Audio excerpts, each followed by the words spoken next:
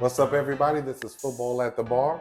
We're your hosts. I'm TA. And it's G Money. And we are brought to you by ATB Media Network. Yes, sir. And yes, with that sir. being said, ladies and gentlemen, before we even get started, I need you to do me a quick favor. I need you to like, I need you to download, and I need you to subscribe for us right now. Handle that for us. And let's sit over here and get busy. And also, Merry Christmas. Happy holidays, everybody. As you see, we on our holiday snizzle. We over here got the Pennsylvania Dutch spiked eggnog, and then we got some extra spike on top of that. With the Sazerac, we got the extra spice on it, so we got it feeling good. Give me a little more again. Yeah, so we feeling good as we see G Money's up in here in his full Raider garb. And you are not allowed to talk about my team. He's feeling great. Oh, he's got his Muhammad Ali because they finally beat the Chiefs and made it look good. And so we got a whole lot to talk about because this was a great, phenomenal weekend of NFL football. Oh, man. You know I'm over here overjoyed, bursting with glee. I had to send him a little text when they was about to win the game to see how he was feeling, and you could see the emojis of just him feeling himself. So, hey, congratulations on that. And we're obviously going to talk a little bit about the Chiefs-Raider game shortly. Yeah, we will. But there was actually a bigger game, a game that really reset the table for the NFL. And so it was almost like a Super Bowl preview. It was a Super Bowl preview, and we saw who's going to win that Super Bowl because everybody's been talking about San Francisco's the biggest and baddest and most toughest team in the NFL. And they're just running ramshot through, even though they went on a 3-game losing streak, they're just running ramshot through the NFL. And then they happened to run into a man named Lamar. Okay. And Lamar and the Ravens showed them truly who was the biggest and baddest in the NFL with the wallop that they put on them. So I think we have a seismic shift in the NFL right now. I think things were brought into perspective. And also, I think we have a new MVP. Ooh, okay. I'm in there Richard Sherman camp with the MVP because I think it's a statistic-driven award. I do agree that there was shock and awe that that took place, over this past weekend and into Monday with the Christmas Day. That yes, did Lamar Jackson, let's say, plant his flag to say I'm that dude?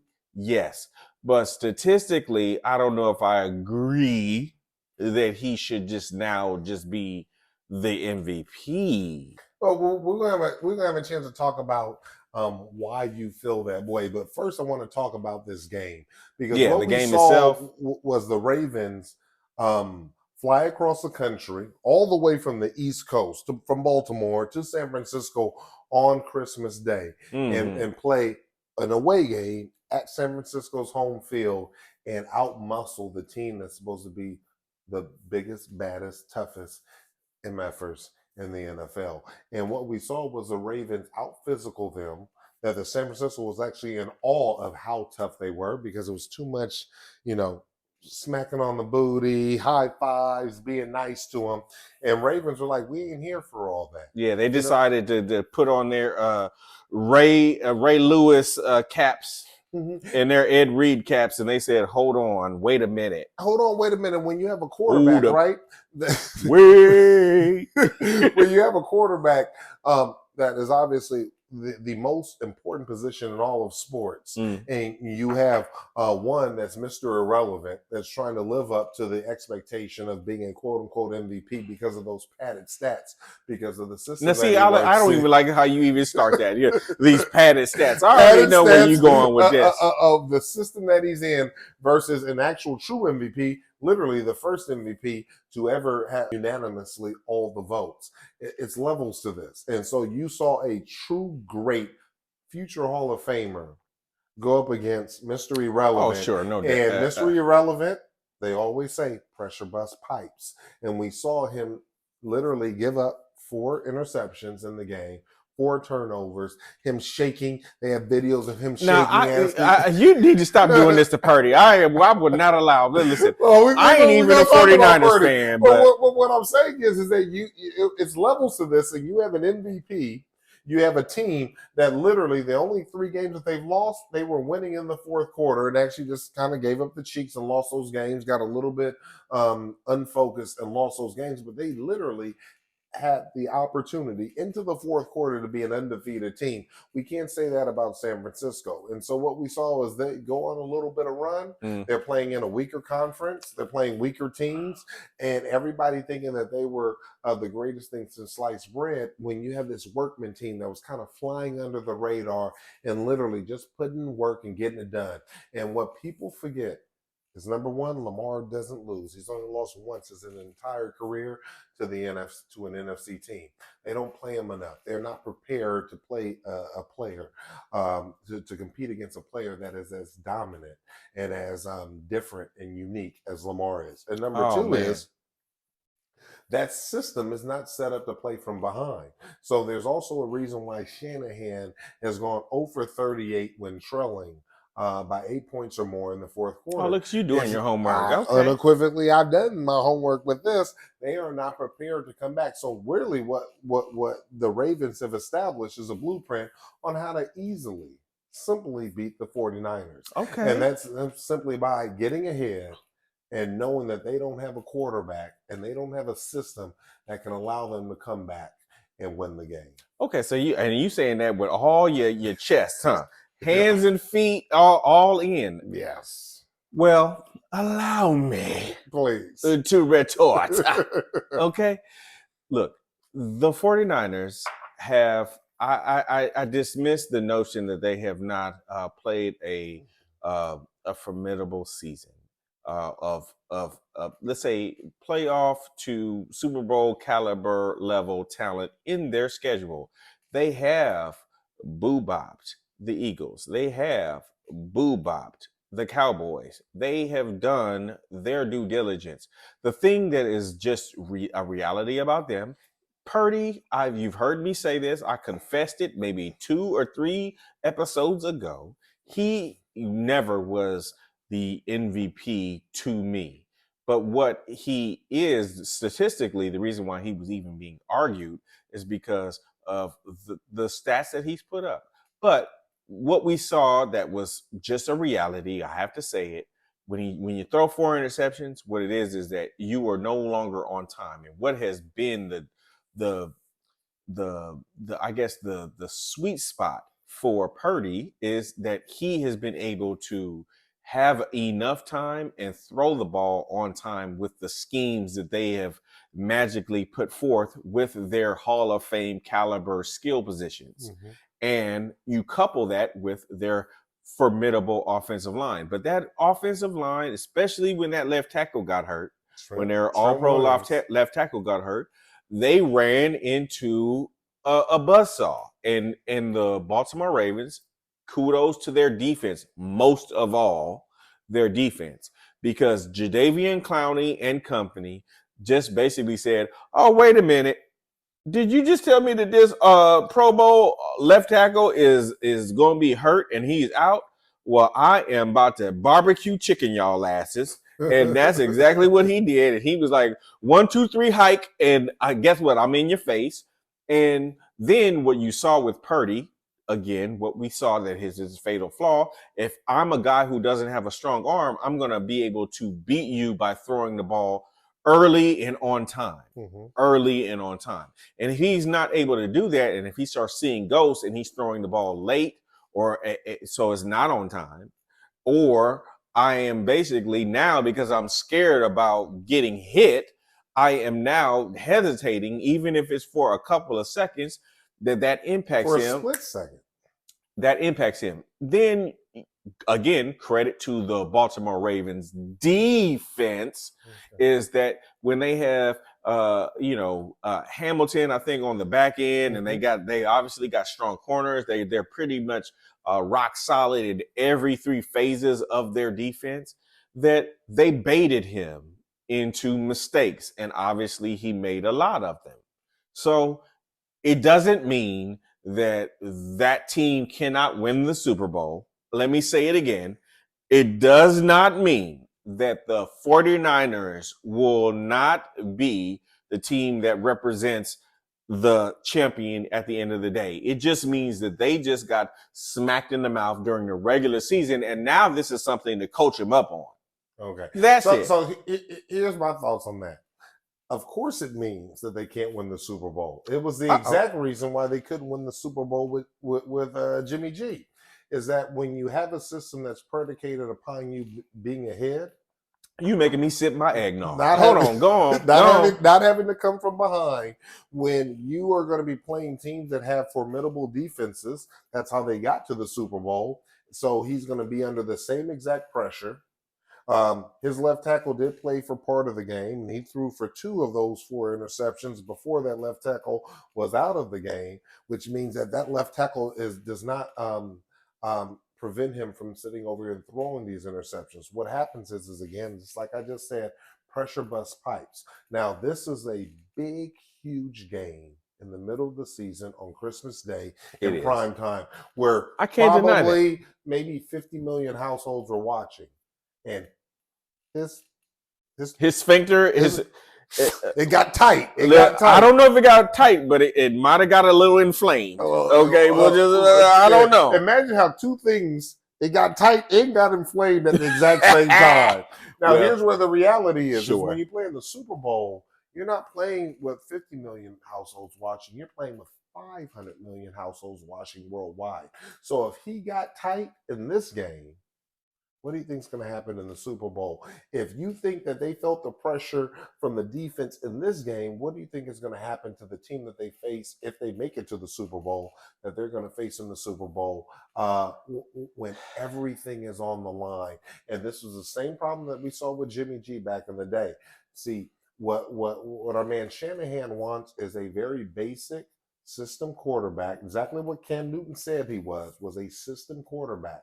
At the end of the day, is when you play in big games against big time teams, you can't be a system quarterback. You have to be an individual that's going to create, that's going to make it happen. And that's exactly what they came across. They have a phenomenal defense in terms of the San Francisco 49ers, but they have a quarterback. They were playing against a quarterback in Lamar Jackson who could actually create, who doesn't have to work within the system to make it happen. I don't deny that. And so that's what makes it inequitable when you're sitting over here and having to play in those type of pressure cooker situations against another phenomenal team. So what they were they were exposed. You get ahead of them, the system doesn't allow for them to come back, and this is a quarterback with not a strong enough arm to lead them back so they can win. There's a reason why Shanahan is over 38 and can't win those particular games. I don't deny that Lamar Jackson basically displayed all of his greatness in a primetime game. He did.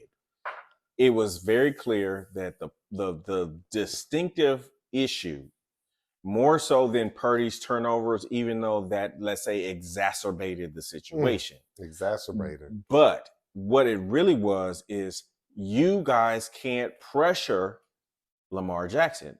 You can get to him. You can get in his space, but he's a man who runs 4.3, 4.5, whatever it is. But he's just elusive. And he's elusive. Mm-hmm. And he understood the ticking clock that all great quarterbacks realize, and he was able to escape. So even if you have pass rushers that can get to him, but if he decides that, okay, I can't stand in this spot, let me move, and then I'm juking out, and then guess what? You can't catch me. So then if I'm still looking down the field, I think what you've seen is the maturation of his overall game, even though he doesn't have the same semblance of talent offensively on his side of the ball, but he has guys that are serviceable to good. You know, OBJ is still over there. Flowers is still good. Likely has been a good target.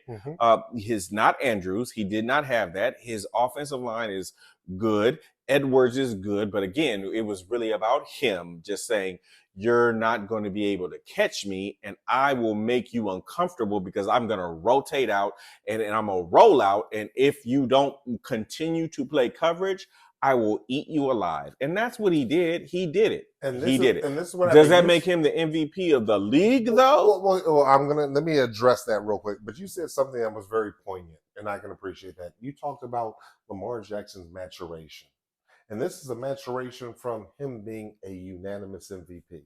Mm-hmm. So when you have two players playing the very most important position in all of sports, and you have an individual that has already won and been the very first unanimous MVP for the NFL, and to your words, has shown a maturation from that point, playing against Mr. Irrelevant, the two players that are playing the most important position, there's a vast difference in terms of the quality of the player. Yes, if this is a competition between who is a better quarterback between Purdy and Lamar Jackson wins by a country mile, and we don't even need to have the discussion. Before you go there, Tom Brady, if he was playing against Mr. Irrelevant, you guys would all be saying there would be absolutely no competition, because in the most important position in all of sports, Tom Brady is a country mile ahead of the other players. The only reason we have to use those same definitions now. But the reason why I will disagree with you is because one of the things that makes Lamar so great is that he has a Michael Vick element to him. Mm-hmm. And so he's a mobile quarterback, and he might be the best mobile quarterback in the entire NFL. Mm-hmm. So whether or not you're talking about Michael Vick, whether or not you're talking about Steve Young or Randall Cunningham. Yeah, shoot. There's an extra component to what they bring to the table. Yes. With not only throwing, but also with the legs. And understanding when I need to get out of Dodge. Mm-hmm. And so, look, the reason why I don't like the Tom Brady comparison is for one simple reason. And I even heard some analysts say this on shows that we all watched, right? Tom Brady was the kind of player that he was a pocket passer. He's more in the ilk of a let's say a Joe Montana, in that he's beating you pre-snap, where really what you're saying. Greatness is greatness. No, but greatness is greatness, but it's about your effectiveness against the style that you're playing. And Tom Brady did require a system around him that allowed him to give outlets out. So Tom Brady would be the person that would say, I've already read the defense in 2.5 seconds, and I already know I need to go to this outlet. I don't need to think about it. So I'm going to go to this outlet. Lamar feels the heat, and he doesn't need to think about it. He can just run. Yeah, or he can just read it. It's intangibles that the greats have that Purdy doesn't have. And so when you're an average quarterback, basic quarterback, going against a quarterback with intangibles, whether it's reading the defenses or whether it has an athletic acumen that is far beyond the person that you're competing with, there's no competition. And let me just put it in a very simple terms and analogies. Go ahead and say it. There's two types of quarterbacks.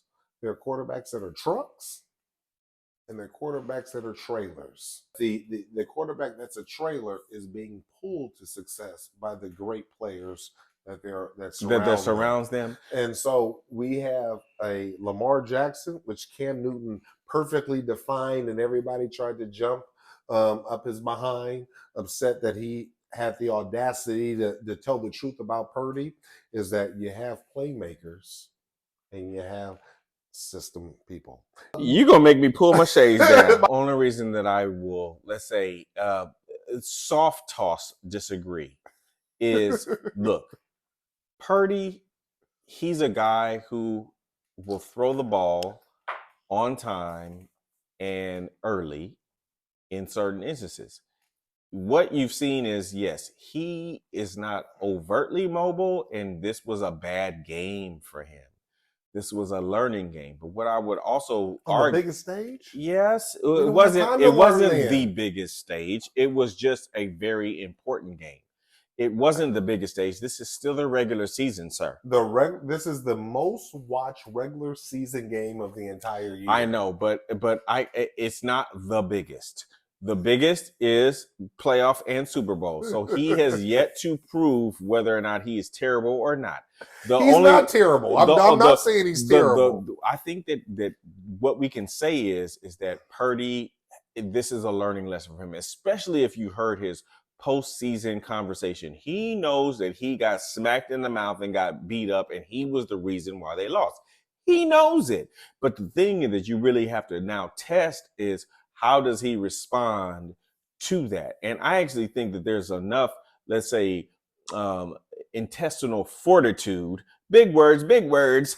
I think that there's enough intestinal fortitude in that man where he is about to just show you what he's really worth. What's disconcerting and should be disconcerting for any 49er fan is that the last time he looked like this, they went on a 3-game losing streak.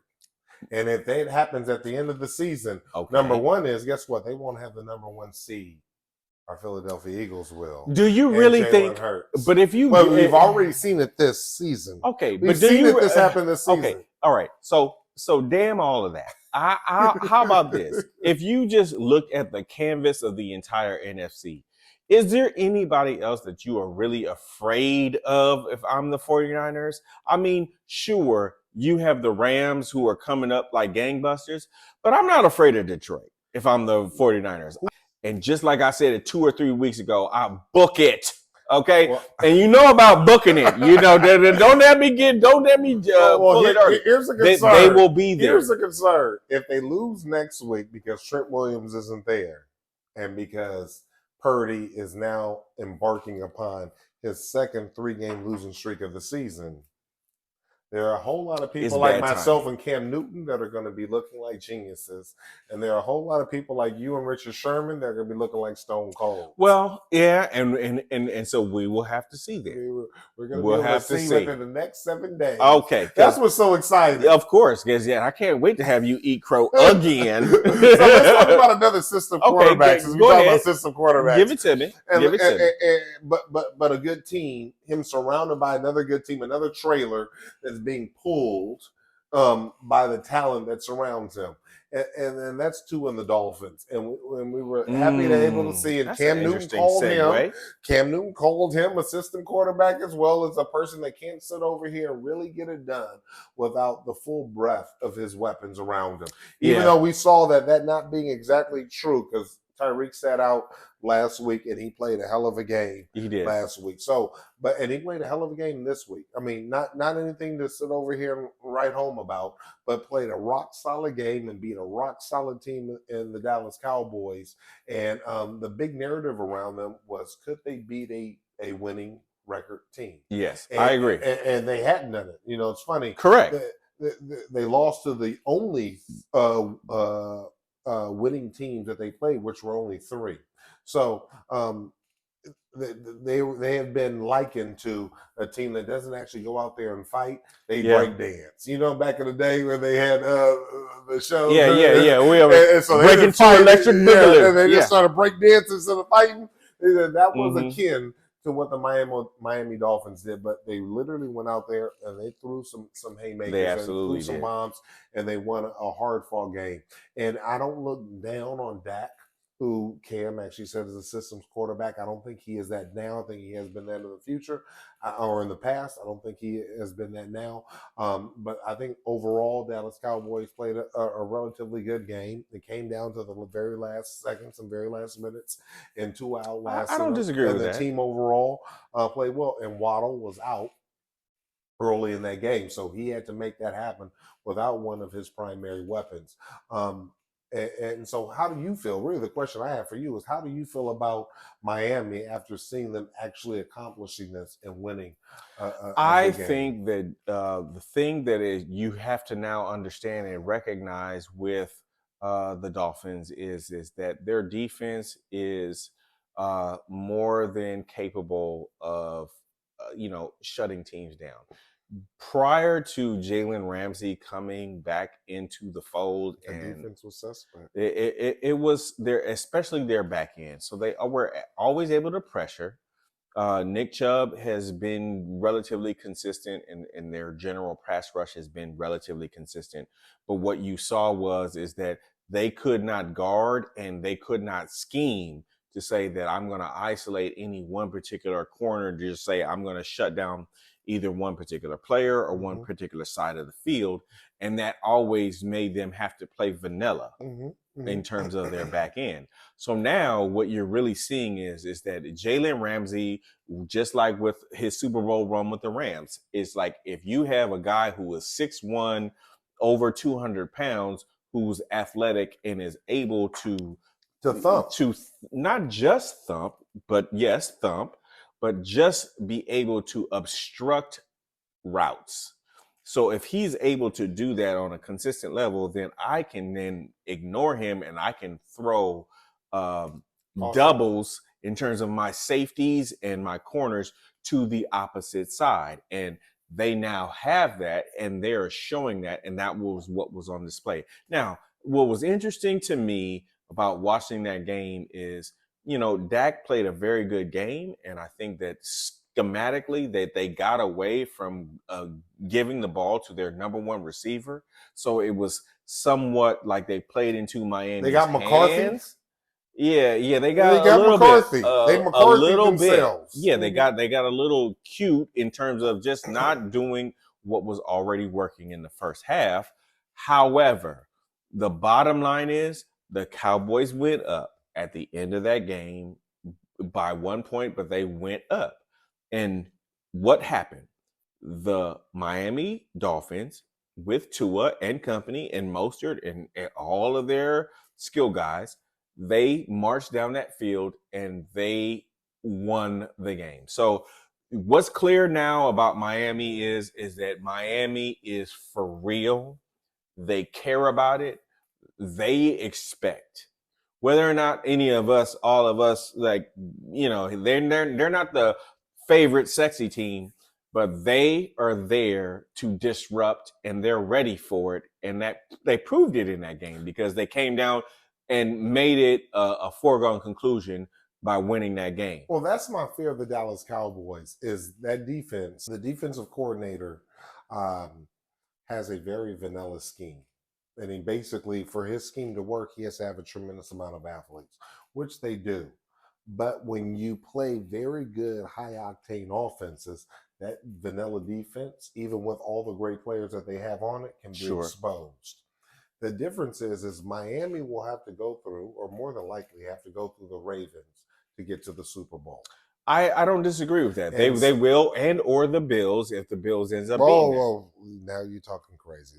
We're getting way ahead of ourselves. The Bills were just out of the playoffs last week. So let's not talk about I don't know what the first round is going to be. Well, we're going to talk about that in a quick second. But what I'm saying is Miami with the Ravens locking up that first round pick if the Ravens, because you know they play each other. So we're going to have an opportunity to see the Ravens play the Dolphins. Are they projected to okay, I understand that. So but my point is that when the Dolphins don't have a defense that is vanilla, that is headbangers, that speed has less effect because those individuals are going to get hit. We know how fragile Mostert is. We know how fragile 8-Chain is. We know how beat up Tyreek is. And we know if Waddle does happen to play next week, we know he's beat up. And so when you have a team like this that's kind of fragile, light in the booty, extremely athletic and fast, but light in the booty, having to play a team like the Ravens, and you saw just what the Ravens did to San Francisco, hey, there's going to be some head busting going to happen. I don't disagree. So the only thing that I would say is if it is indeed in Baltimore, they're in a world of trouble. Let's say Miami. Let's go worst case scenario. But if it's in Miami, they have a puncher's chance. They just went across the country and beat up on San Francisco. And remember, the schemes are similar. That's another reason why I have concerns with Miami actually being able to beat the Ravens, is that coach is a disciple of Shanahan running a very similar offense. Now, they have a more athletic ensemble than San Francisco has. San Francisco has a more aggressive ensemble. Miami has a more speed oriented team. Yeah, they do. They do. But the same thumping that took place on a more aggressive Yes. team is going to be even more brutal, more effective on a speed-based team. Mm-hmm.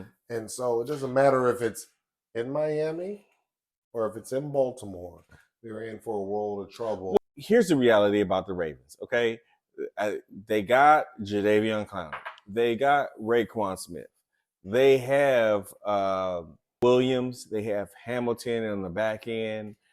They've got basically Pro Bowl corners, and they've got Queen in their linebacker core. Mm-hmm. So they've got a lot of physicality. Mm-hmm. Guys that I'm not even mentioning. They're just a physical. They are a Super Bowl talented caliber defense. Yep. Without a question. So it just then the real test for Miami is, will they be able to handle when they do get boo-bop? Because it's not about a question of if. Yeah, they're gonna get boo-bop. They're gonna get boo-bop. It's about to be a couple of people that's gonna be like, give me the smelling salt. Okay. That's gonna happen. Correct. But the real question for Miami is, can you keep Tua clean? Can you keep Tua clean enough to where he's able to just do the deal? And that's going to be the test. We'll see. I don't think that they are going into it scared, or at least not all the way scared. Maybe they a little bit, maybe a little bit, but they should believe in themselves. They should, especially after beating the Cowboys. But this is what I love about this time of the year is that all these games mean something. All Absolutely. these games have ramifications. Absolutely. And all these games are played at a slightly higher intensity. Yummy. Slightly higher intensity than a regular season game. Because this game is, if Miami beats the Ravens, they actually are right there at being able to snatch the number one. They do have an opportunity. And so I do believe this ain't Harbaugh's first rodeo. You know, Lamar has a sense of urgency. Yes.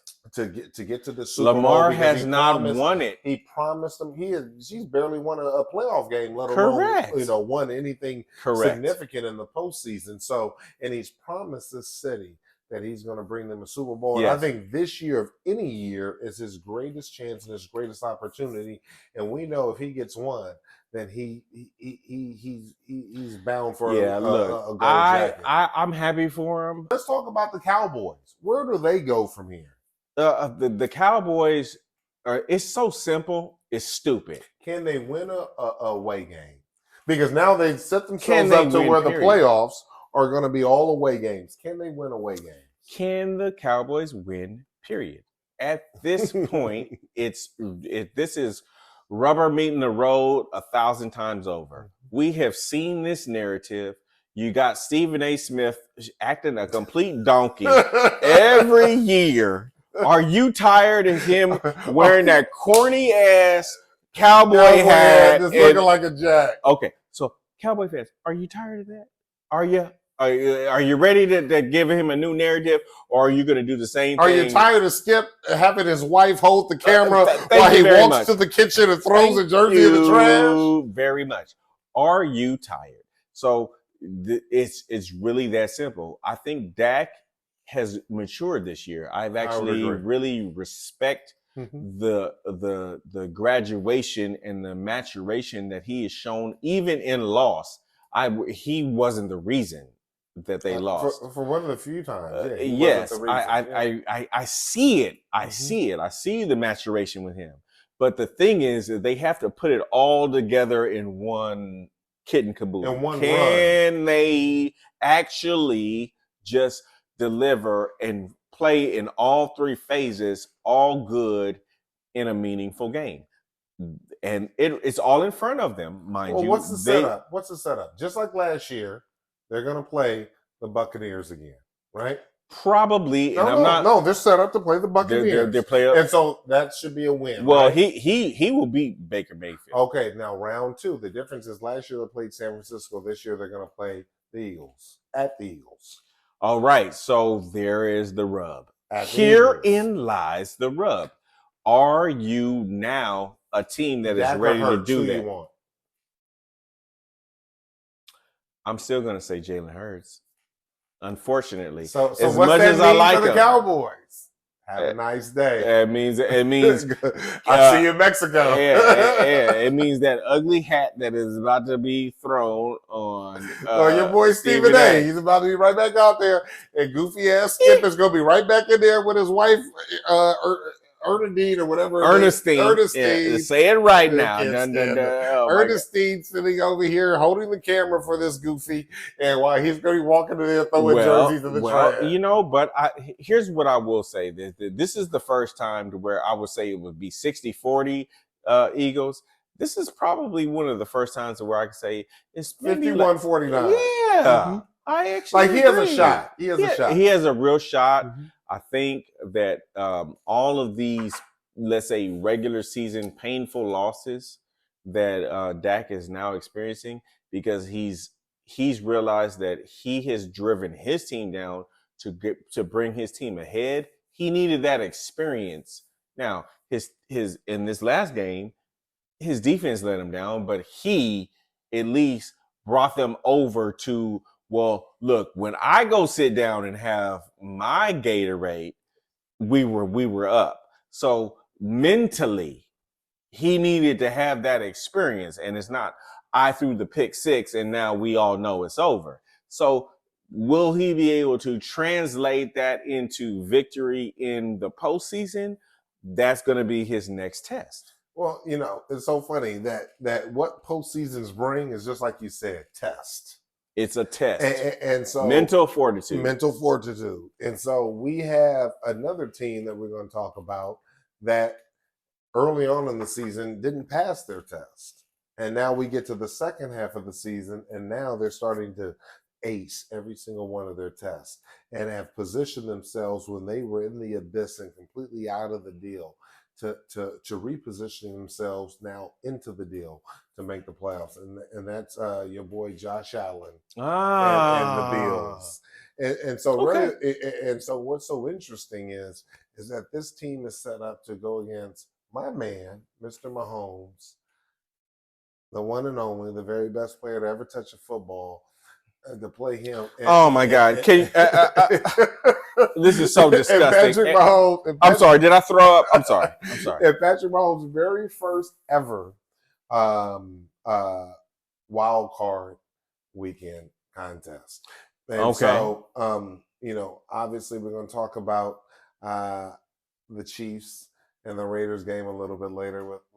Listen, your guard. I already know. I'm not. Don't even set it up because you already know. But the Bills and Josh Allen, even with all the depletion from a defensive standpoint, do they have enough to make a real long run and really beat a team that has been certified as a postseason juggernaut? Yes.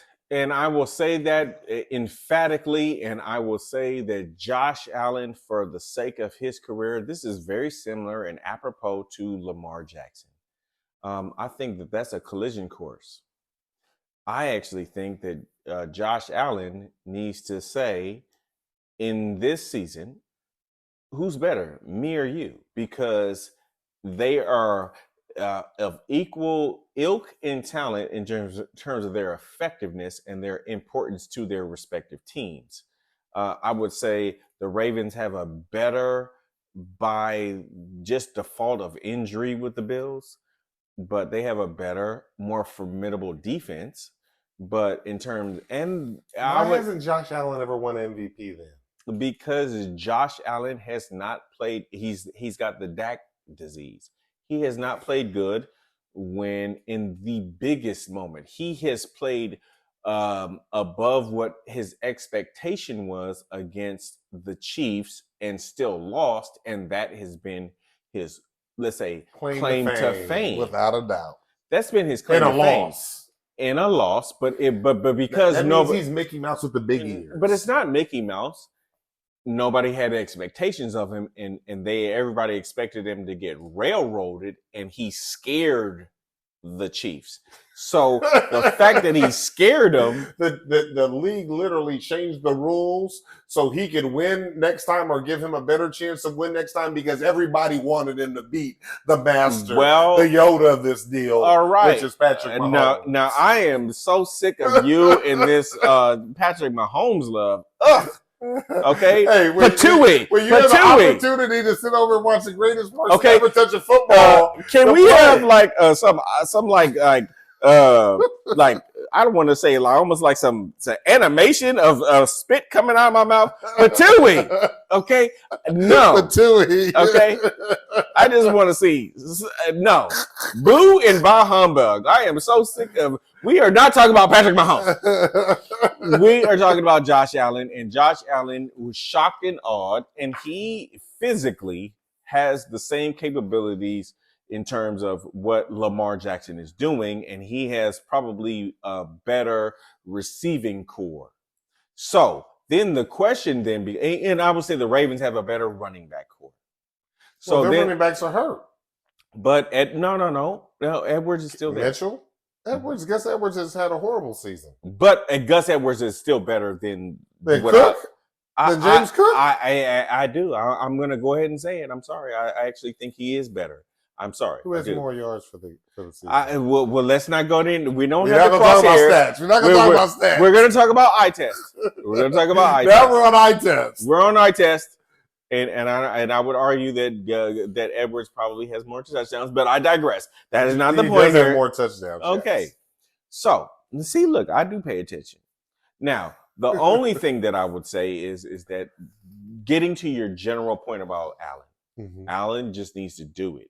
There's no more excuses. None. He has none. He has to do it. Just like Lamar. There's no more excuses. He has to do it. So will the Bills do it? Well, I don't know. Well, see, the Bills have to sit over here and they have a legitimate test that they have to beat Miami for the division in the last game of the season. That's what I love about this. That's what you gotta love about this game. So and beautiful. About this time, every game has ramifications. And so we're going to be able to see if he can get past Tua. Because here's what the thing is: Josh is a truck. Tua's a trailer. If the truck loses to the trailer, oh my God, that says a whole lot about that truck. That truck got a four-banger in there. It got a four-cylinder in there. You don't have a V8. That's what we're about to see. Are you tricking me into agreeing with your truck and trailer analogy? I don't know if I can I plead the fifth? No, oh my goodness! At the end of the day, I knew that we. Oh my God! Look at you putting me together. You are putting me together. But I am excited about Josh Allen because I can remember watching him play at Wyoming and watching that big old arm, and it was hard for him to hit the side of a barn, but man, he could sit over and throw it, and in bad weather, good weather. I've seen him do some real goofy stuff here in the NFL. I remember him playing Deshaun Watson in the playoffs, and he tried to lateral it and mess it up. But I've always seen him stay positive, stay focused, and have that end goal. So I look forward to seeing this man have his opportunity to win and to succeed. And this could be the year.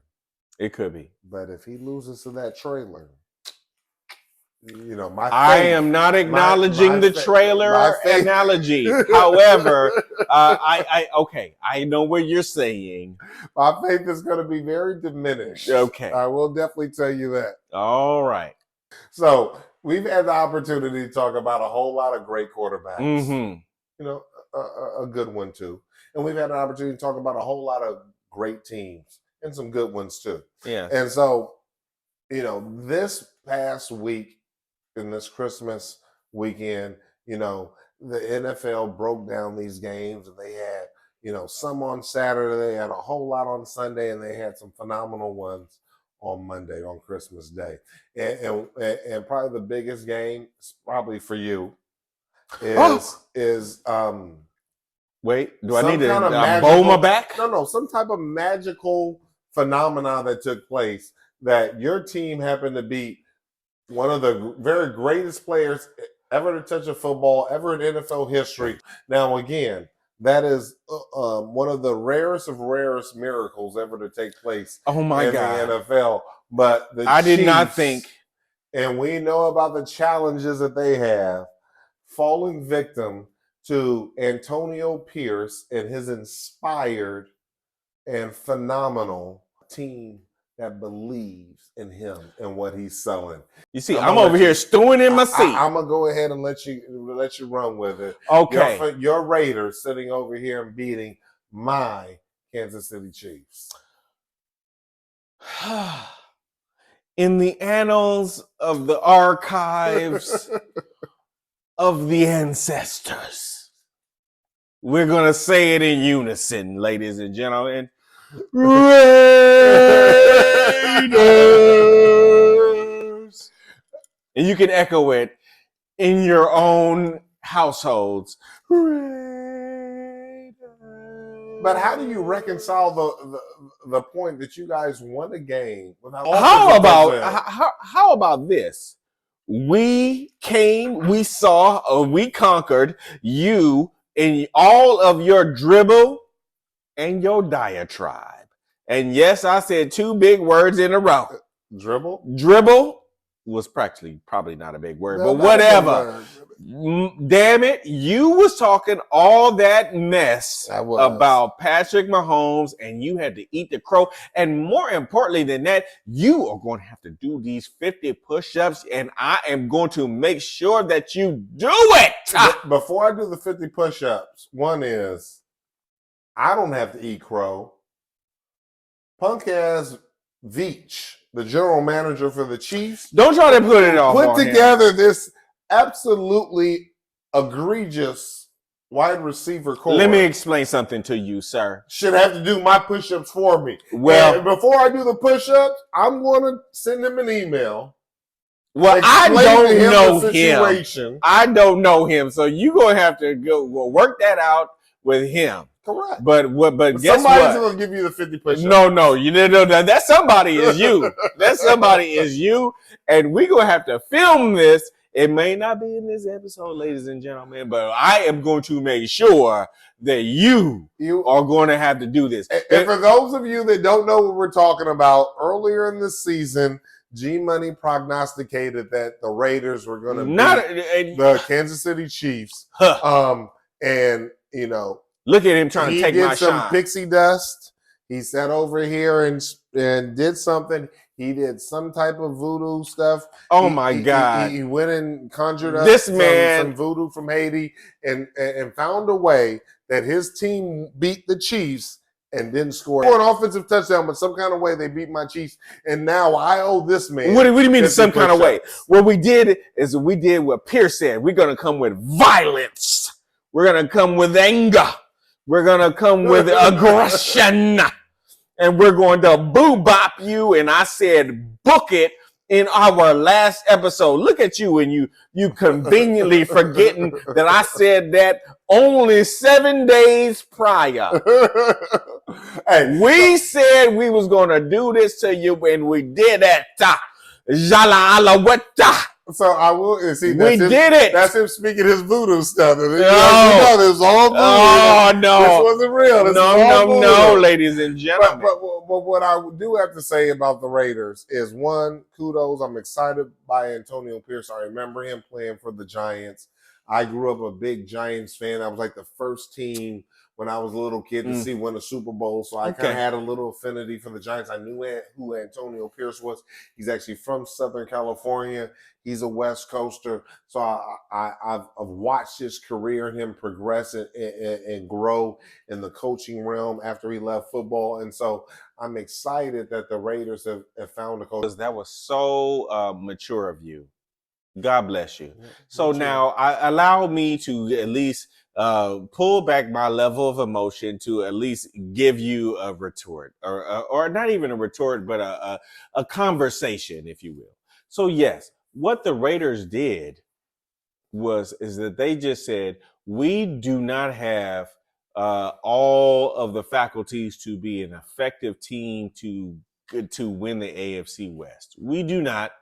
and we are okay with it and we are accepting. But what it really is, what you're talking about, is that they have a coach that could inspire a group of men, and you've heard us talk all season long. We've talked about the ability for a coach to inspire men. And what really ultimately happened is that with all of that emotion that I just spewed, is that guess what? Antonio Pierce inspired his men to say, you know what, we're going to study film. We're going to study it very well. We're going to see all their cadences. We're going to understand everything it is they do. And they don't have a formidable wide receiving core, which obviously played into this game. And we are going to smack the hell out of them at every single solitary turn. I dribbled out of excitement because that's exactly what we did. That's what you guys did. And oh my God, you got me. I'm over here watering at the mouth. Watering at the mouth, chomping at the bit. And you know, what's exciting is kind of that foundation of belief that they can win. Having a defense, and I still believe in the mantra that defense wins championships. If you can have a foundation of strong defense, a foundation of rough and rugged, a foundation of we can take the game from you from the defensive side of the game, I think you have something. The question is, and the big question for your Raiders moving forward is just the QB. Yeah. The reality is you guys don't have a QB. We do not. Look, and it is evident. Every Raiders fan understands. O'Connell is not our future. He is a guy who is there by default. What an ugly mustache. By default, but we gave $37 million to Garoppolo, and that is going to come off the books. And whether or not we draft or we pick up a free agent, we're going to have to actually get a quarterback. Which would you prefer? Would you prefer to get into the draft like not in the first, 2 or 3 of the top draft picks, but maybe go, the Penix, the McCarthy maybe, or somebody just below that? Or would you prefer to sit over here and maybe try to work out an aggressive trade for a Justin Fields? What would you want your team to do? I actually would prefer them picking a proven commodity. So especially the way that Justin Fields has played thus far in let's say the latter half of his season this year, that if Chicago would be, let's say, ever so foolish, even though I understand because of the lottery picks that are available to them, and the fact of the matter is that as much as they may love Fields, the reality is that he's expensive, and he will only be more expensive in the future. And they realize that they have maybe a top or 2 or 3 pick, and this draft is quarterback heavy in the early rounds. So if Chicago decides to do that, then I would more or less welcome the Raiders just making a decision to just say, let's do that and let's try to win right now. Granted, new offensive coordinator that he would have, maybe we can bring some semblance of what it is that Justin Fields is used to, but I would rather do that with the semblance of talent that we have around than try and get a guy and coach him up. Let's just pick a proven commodity, because what we have now proven is that we have a defense. And for first time in our lifetime. Yeah, and guess what? And we coming. And this is what I would like to see them do. I do like the Justin Fields thought process, but I also think that it's time to get off of Adams. Adams, as great as he can be, I just don't think Justin Fields would be the best quarterback for him. So I think that if you sit over here and bring in Fields, you get some draft capital trading Adams to the Jets. And then this is a very wide receiver laden draft as well. So, and you don't need a first round pick to get Fields. You can use your second round pick. You sit over here and trade Adams, pick up another first or second round pick, and then you use your first round pick for a very, very, very top quality wide receiver. Now you have number 2 wide receiver. You bring in another, it's high level, the second or third best wide receiver in this draft. Meyer, yeah, Jacoby Myers. So you got Jacoby Meyer. You have Mayer in the tight end with Jacoby Meyer. You bring in another second or third best wide receiver in this draft, which are almost just as high as the number 1 wide receiver in Marvin Jr. And you have Justin Fields there, and you pick up a little bit extra draft capital. I think that's the best route for this. Okay, so I don't disagree. No, actually, I'm sorry. Adams is done. No, I disagree. I'm gonna. You don't want to be there no more. No. That I don't think you're right, and this is why I think that I would also disagree with you, because you said to the Jets. That right off the bat is an absolute no. Why would I trade him to the same conference? Number one. You can't be afraid of that. No. That's old school thinking. No. Old school makes sense for a reason. Okay, it's just like all these new boys that think that they know everything. No, you don't trade a guy into your same conference, and then he can whoop your ass at the time in which you're trying to make it to the big dance. You get that money off the books. No, that's $20 million a year. No. Imagine if you took that $20 million from Adams and you applied it more to the defense. Okay, so let me give you my scenario. Please. What I would say is that you keep Devontae, because Devontae, his family history is that he has his father, uncles, and everybody else that have traditionally been Raiders fans, and there's a certain semblance of him that loves the idea of him being a Raider. So it's not about him not being a productive player for you. You just have not given him a productive quarterback to throw him the ball. So let's just throw that a notion out. It is not about not getting rid of Devontae. Devontae is a perennial Pro Bowler, and is he going to make the Pro Bowl this year? But that's because of the quarterback, sir.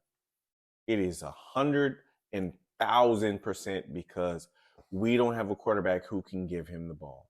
He is not a guy who can streak down the field. He is a guy who basically catches difficult balls in space.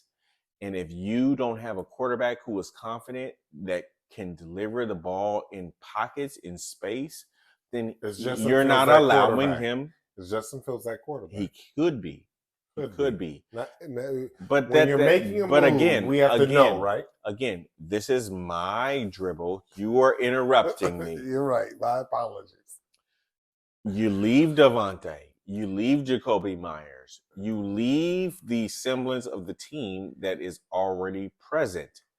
You maybe get somebody who is ultra fast in the draft and or free agency who can then stretch that defense, because you re-sign Jacobs.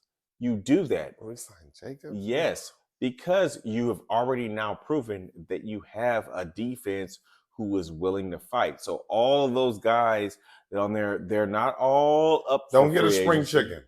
No. Don't get a spring chicken running back that can do the same thing as Jacobs. No, well, you have that in White already. So if Jacobs gets hurt, now what White has just proven is that he can be that spring chicken for you.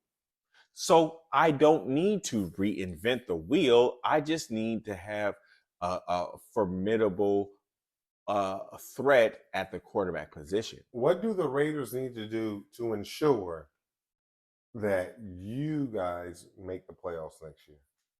Get a legitimate quarterback. Through the draft. Or free agency. So you get that. If we get that, we are golden. If we just don't rock the boat, try to reinvent the wheel in the offseason, try to rehash and reshuffle and expect something new, no, bring the same semblance of guys back. So who will win the AFC West next year? The Raiders, damn it. What do you think I'm saying? So what you're saying is that you're willing to bet 100 push-ups on that. Yes, and don't try to double down on your, because you know you owe me 50 regardless. I know you're 50 regardless. Do you perceive Kansas City as a crumbling dynasty or something, or a dynasty that, with a few tweaks here and there can sit over here and revitalize themselves? The interesting thing about Kansas City is this. It's just simply put. Look, they have a Super Bowl caliber defense. I think that they know that. The thing that is very fragile about them is, are any of the guys that are on their defense, are they up for free agency? So when you go into the offseason, is there any of their linebackers, is there any of their DBs that are up for free agency, whether there's Snead or anybody else? And will those guys be enticed to go somewhere else instead of staying with Patrick Mahomes? Because if Patrick Mahomes isn't like the bee's knees, guess what? These guys will go chase money. You said if Patrick Mahomes, he's the greatest player we've ever seen touch a football. What are you talking about? But it's not. But we already know this about football, right? It's about who he's throwing to. So here's the thing: if they aren't able to get, let's say, the receiver from Cincinnati to right the ship, right? If Kansas City is not able to say, I'm going to bring in a guy that'll calm everybody else down, right? Mm-hmm. They need one or two guys on offense to just say, okay, all right, we're going to be back next year. Don't worry, calm down. It's going to be fine. And are we able to bring those guys in, and then we're going to be just as formidable as we've always been, mm-hmm. just because I need one of these little two plugins. Mm-hmm. If they're not able to do that in the offseason, then what will happen is that you're going to see guys that are going to be on other sides of the football that say, well, I would rather go play with Lamar Jackson and the Ravens. Or I would rather go play with the Raiders that are up and coming, and or the Chargers, or this and the other. And then that's the thing that they have to worry about. And so when you start talking about Camelot crumbling, this happened with every major franchise that we've ever seen. It's just, if it's not all perfect, guess what? Guys are going to go chase the money. Okay. So before we get out of here, I got one last question for you. What do you foresee the future of the Kansas City Chiefs this year? We don't even got to go. Are you just mean in terms of this in the playoffs? I think. How far can they go? Can they beat the Bills? Certainly, they can beat the Bills, but do you expect them to? I do not. Okay, so you think they're going to be one and done? In the wild card, the lower ranked team is going to beat the. I would say this: Patrick Mahomes has enough cachet to where he is probably the closest thing in terms of, let's say, a Tom Brady-esque type of aura. Mm-hmm. But I think that this year that aura could be shattered. Shattered. Not tainted. Shattered. Okay. So shattered. And actually, I got one more final question for you, because I'm sure you'll appreciate this. Your beloved Raiders, if they had an opportunity to get Patrick Mahomes or Lamar Jackson, which one would you want your Raiders to get? Lamar. Lamar, why? Lamar does more things. Okay. Period. Patrick Mahomes. So you wouldn't want the person that's won multiple Super Bowls. You would want the person that's never won a playoff game. Okay.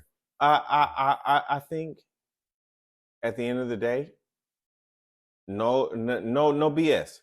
I think Patrick Mahomes is a gifted thrower of the football.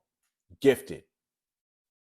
And he can throw off script probably better than any other player in the NFL. Mm-hmm. But Lamar Jackson is on a different level in terms of his ability to not just escape the pocket, but escape the pocket and be dangerous.